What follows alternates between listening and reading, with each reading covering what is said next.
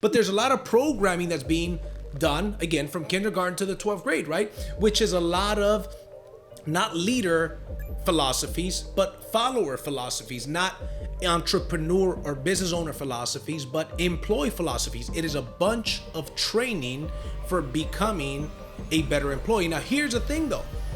How many people do we know now stay with one company the way it was intended to be when that system was created for 40 years of their life to graduate with a pension, gold watch, and retire with one company? Guess what? That day doesn't exist anymore. Hey guys, welcome to another episode of the DNG podcast, the Driven Not Given podcast. And in this episode, we're going to keep it short today. It's going to be an episode on the 14,000 hour challenge. So what is a 14,000 hour challenge? From kindergarten to the 12th grade is 14,000 hours. And there's a lot of programming that happens from kindergarten to the 12th grade, right? So for example, what are some of the things that happen, during that time, during those 14,000 hours? Well, you're taught a bunch of things, right? One of the things is to pay attention, which is good. Another thing is follow the leader, right? We all remember that game, I'm sure, follow the leader. And that serves its purpose at the time. But a lot of what's being shaped is the philosophies, right? So follow the leader, right? Instead of being the leader. I don't know about you, but I would much rather my children, right? I've got a 7-year-old son and I've got another son that's due next month, right? I'm teaching them how to be the leader, right? I'm teaching them things that frankly, we don't learn in school, right? So follow the leader, right? Copying is bad is another thing that's being taught, for example, right?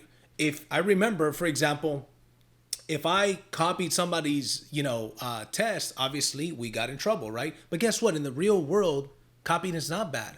Copying is good. As a matter of fact, not only is copying good, copying is extremely smart. Copying somebody that's better than you. If somebody has the fitness, the health, the success, the meaningful relationships that you want, wouldn't it be a good idea to copy what they're doing? Of course it would, right? And so, but copying is bad, right?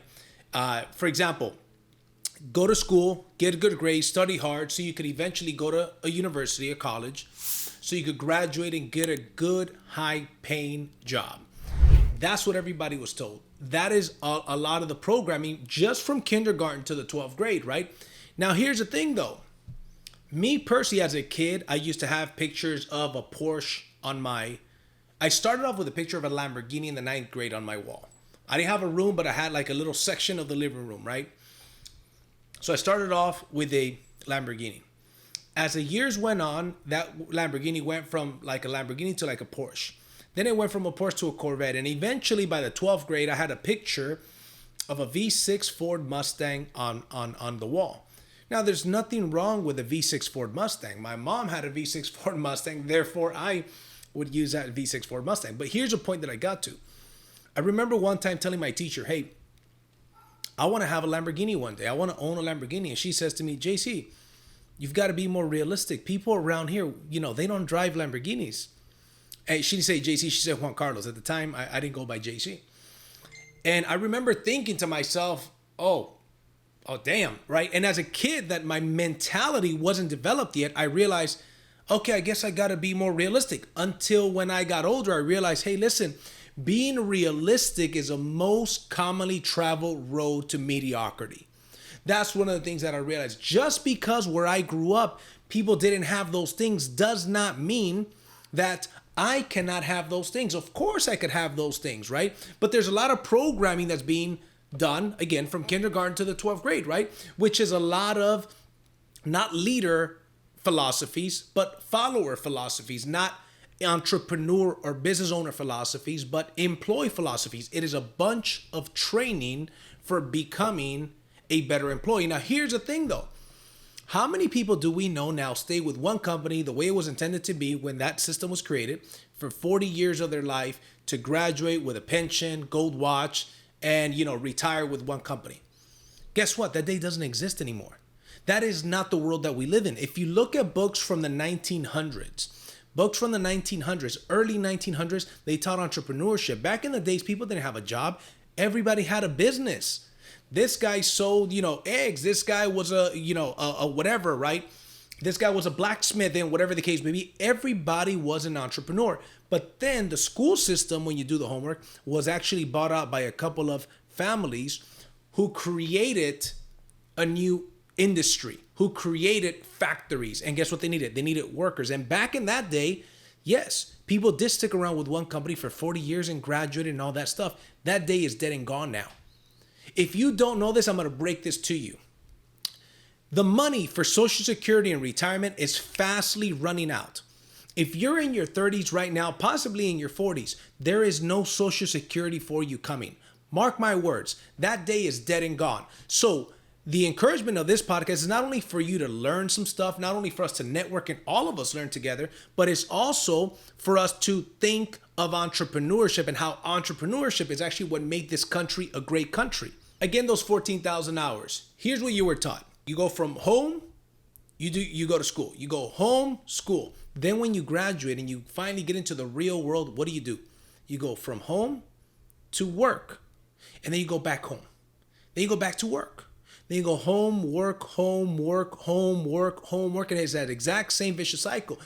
Guess what? We're not, in that scenario, nobody is done doing homework. The homework persists, right? And so here's what happens. Here's one thing that people don't realize. Most people are not happy with their life. They're not fulfilled. Why? Because of the 14,000 hours of programming. So here's my question. Who have you been listening to? Now, most people, here's what we listen to. We listen to our parents, as we should. We listen to our school teachers. We listen to our bosses, and we listen to people. But most of the time, people wonder, how come I don't have the things that I want? Well, why don't you come back and see who you've been listening to? Why don't you come back and see who you've been learning from? And do they have the fulfillment? Notice that I say fulfillment first. To me personally, money is not the number one thing. Money is important, don't get me wrong. I plan to make a lot of it. And I do well. But I plan to make a lot more of it. But money is not, for me, it's fulfillment. That's why fulfillment is number one that I mentioned. Do those people that you've been listening to have the fulfillment that you choose to have, that you would like to have? Do they have the success? Do they have the health and the relationships, the meaningful relationships? Most people listen to people that they would not trade places with if they could. Now, that doesn't make any sense. It's kind of like a girl in a relationship. And I've been in this situation where I was dating a girl and she was getting influenced by a bunch of girlfriends of her who never had a meaningful relationship, who didn't have a man and couldn't keep a man. And I'm like, you realize that you're listening to a bunch of these girls that don't have what you want. Do you want to have their lifestyle in the club every weekend, getting drunk every weekend, going to work on Monday? You know, this is in my 20s, right? Going to work on Monday with a hangover? She says no. I say, then why the F? I used to cuss then. I try not to cuss now. Are you listening to them? That doesn't make any sense. So if you want to end up like them, then you don't need me in your life, right? And guess what? She you know, that was like it was a big light bulb that went off when I said that to her. So, but guess what though? Most people, who have you been listening to? Would you trade places with them? Okay, even if it was you in your life, would you trade places with their bank account? Would you trade places with their life in general? And in most cases, that's not the case. And here's the thing: because of all of this $14,000 of programming, and people don't identify and the importance of who they're hanging out with, guess what happens?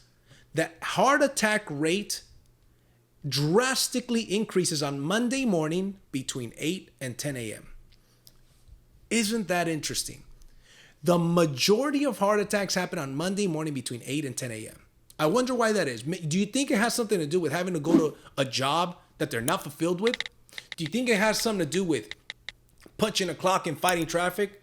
They get up in the morning, they fight traffic, then they go and punch a clock. Then they get out of work and they fight traffic again. Then they get home and they turn on their box. They watch the news. And you guys hear me say this all the time. News says, good evening. Then they proceed to tell you why it's not so good. Then they get depressed. Because everything, see, and I've mentioned this in other episodes. And this is overlapping. That's why you should watch the other episodes. By the way, let me take a little break. If you're liking this information, how come you haven't subscribed yet? By the way, I'm giving you some fucking fire here. How come you haven't subscribed? Hit the thumbs up and send this to at least 5 people. Okay? You watch this long, you're getting some damn value. Man, hit that damn subscribe button and share this video. With that being said, let's get back to business, right? So here's the situation, right? They go and they punch a clock and they fight traffic. Punch a clock, fight traffic. And then Guess what? They don't do any personal growth. So their life may not be where they want it to be. Maybe their kids are growing up, maybe not the way that they would like them to grow up. And a lot of times, unfortunately, some people's kids are being raised by somebody else, right? I don't know about you, but I love the fact that my wife raises our son and our son that's coming. I spend a whole lot of time with my son, right? In the next 2 weeks, I'm going to take a 2-week vacation, and it's going to be like a local vacation because my wife is about to have the baby, but I'm just taking 2 weeks off just to be with the family. That to me is important, and that was important to me before I became a parent. So imagine, who have you been listening to, and are you in the same situation? We're doing homework, and it's all based on who you surround yourself with. So finally, to wrap this up, where you're going to end up in the next 5 years, 10 years, 15, and 20 years is in direct proportion to the people that you have around you. Is in direct proportion to the information that you feed yourself. If that's good information or if that's bad information, that is going to affect where you're going to be in the next 5 to 10 years, right? So the books you read, the information you put in your mind, and the people that you put around. If you hang out with 5 bums, guess what?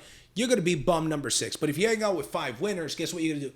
You're going to be winner number 6. So I would highly encourage you to start thinking about who you're hanging out with and who you're listening and learning from. What kind of information are you watching on social media? Are you investing in yourself? Because here's where most people end up. The 40-40-40 plan.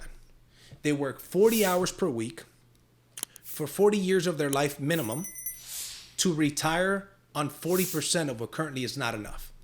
Now, if you are somebody that is looking for a way to get out of that rat race, you should probably reach out to me on social media. I've got some alternatives on how to make a yearly income on a monthly basis, right? And I've got a bunch of friends that do likewise with different business ventures. So with that being said, hope you guys enjoyed this episode of the Driven Not Given podcast. I appreciate you guys. And as always, you know my slogan. I'll see you at the top or from the top.